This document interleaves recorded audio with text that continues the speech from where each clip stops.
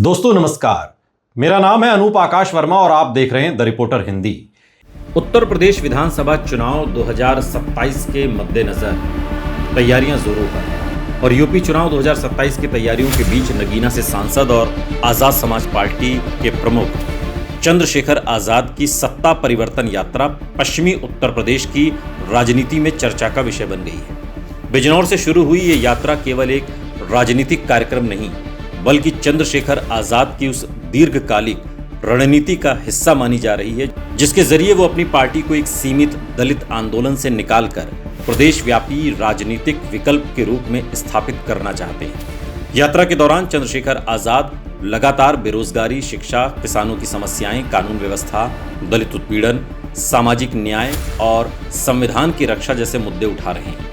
राजनीतिक दृष्टि से देखा जाए तो इस यात्रा का सबसे बड़ा उद्देश्य संगठन विस्तार, कार्यकर्ताओं में उत्साह पैदा करना और 2027 से पहले अपनी राजनीतिक उपस्थिति दर्ज कराना है। चंद्रशेखर आजाद की राजनीति का केंद्र पश्चिमी उत्तर प्रदेश रहा है। सहारनपुर, बिजनौर, मुजफ्फरनगर, शामली, मेरठ, हापुड़, अमरोहा और मुरादाबाद मंडल के कई इलाकों में उनकी पहचान एक ऐसे नेता की बनी है जो दलित युवाओं के बीच सीधे संवाद करता है। भीम आर्मी आंदोलन से निकले चंद्रशेखर आजाद ने पिछले कुछ वर्षों में खुद को केवल आंदोलनकारी नेता नहीं बल्कि चुनावी नेता के रूप में भी स्थापित करने की कोशिश की है।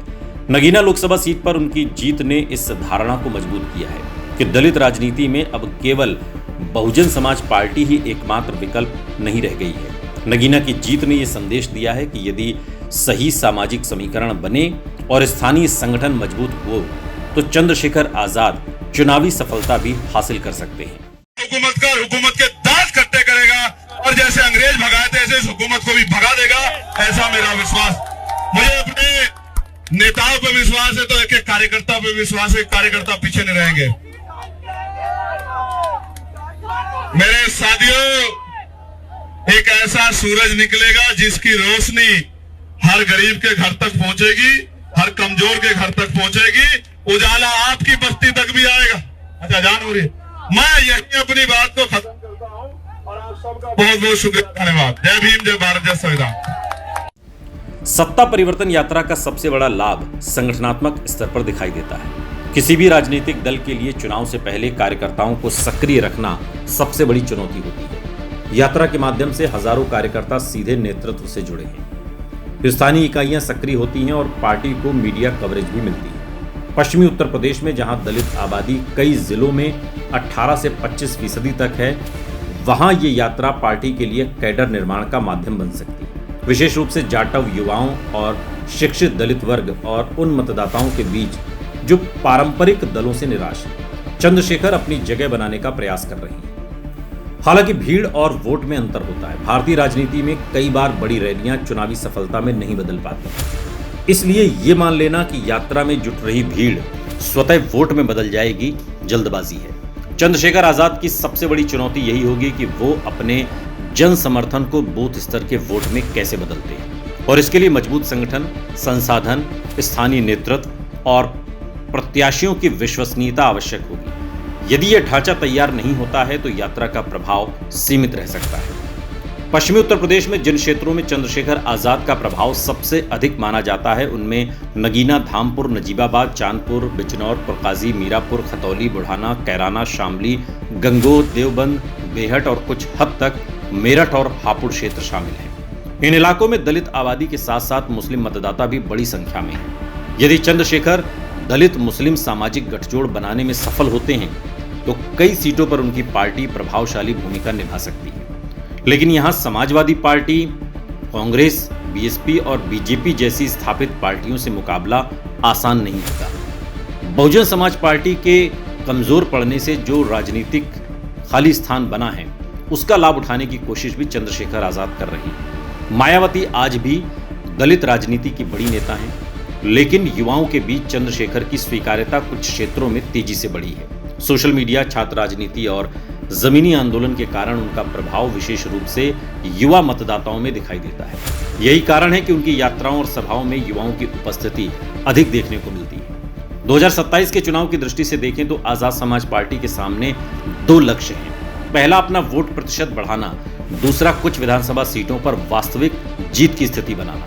वर्तमान परिस्थितियों में यह कहना कठिन है कि पार्टी कितनी सीटें जीतेगी, लेकिन इतना जरूर है कि पश्चिमी यूपी की कई सीटों पर वो मुकाबले को प्रभावित करने की क्षमता विकसित कर रही है। कुछ सीटों पर वो निर्णायक वोट काटने वाली शक्ति बन सकती है, जबकि कुछ क्षेत्रों में सीधे मुकाबले में भी दिखाई दे सकती है। राजनीतिक रूप से सत्ता परिवर्तन यात्रा का सबसे बड़ा संदेश ये है कि चंद्रशेखर आजाद अब केवल विरोध की राजनीति नहीं, बल्कि सत्ता की राजनीति का दावा भी कर रहे हैं। तो आपके हिस्से में क्या आएगा? मलाई खाएगा कोई और है, आपके हिस्से में आएगी सूखी घास। आपको तय करना है क्या करना। सुनो, नौकरी रोजगार नाम की चिड़िया को ले गई सरकार। जमीनें जो आपके पास थी षड्यंत्र कर करके छीन ली गई है, और हम पैसे वाले धरना सेठ है नहीं। अगर शिक्षा नहीं रहेगी, नौकरी नहीं रहेगा, रोजगार नहीं रहेगा, तो हम अपने पैरों पे कैसे खड़े होंगे? अपने गरीब परिवार को मुख्य धारा में कैसे लेके आएंगे? तो हम तो चौक पे खड़े होकर अपनी बात कह लेंगे। हमारे लिए तो सीमाएं हैं, लेकिन जनता के लिए सीमाएं नहीं है। जनता जब खड़ी होती है सारी सीमाएं तोड़ देती है। इतिहास गवाह है, पहले भी आपने अपनी ताकत का लोहा मनवाया है, इस बात भी मनवा लो। मैं आपको बस ये संदेश देने के आया हूं, आपकी भविष्य का फैसला आपकी उंगली में है। अगर उंगली ने सही फैसला लिया तो ना जुल्म होगा, ना अत्याचार, ना भर्तियों में घोटाले होंगे, ना पेपर लीक। मुफ्त शिक्षा, 300 यूनिट बिजली, पुरानी पेंशन और सामाजिक न्याय जैसे मुद्दों को सामने रखकर वो खुद को एक वैकल्पिक राजनीतिक मॉडल के रूप में पेश कर रहे हैं। यदि ये संदेश दलितों के अलावा पिछड़े वर्गों, अल्पसंख्यकों और युवाओं तक पहुंचता है तो उनकी राजनीतिक ताकत में वृद्धि हो सकती है। कुल मिलाकर सत्ता परिवर्तन यात्रा आजाद समाज पार्टी के लिए संगठन विस्तार, राजनीतिक पहचान और चुनावी तैयारी का महत्वपूर्ण अभियान है। इससे चंद्रशेखर आजाद की दृश्यता बढ़ेगी, कार्यकर्ताओं का मनोबल मजबूत होगा और पश्चिमी यूपी में उनकी राजनीतिक उपस्थिति और अधिक स्पष्ट होगी। लेकिन अंतिम फैसला इस बात पर निर्भर करेगा कि वो भीड़ को वोट में और समर्थन को सीटों में बदलने की क्षमता कितनी विकसित कर पाते हैं। 2027 का चुनाव इसी परीक्षा का परिणाम होगा।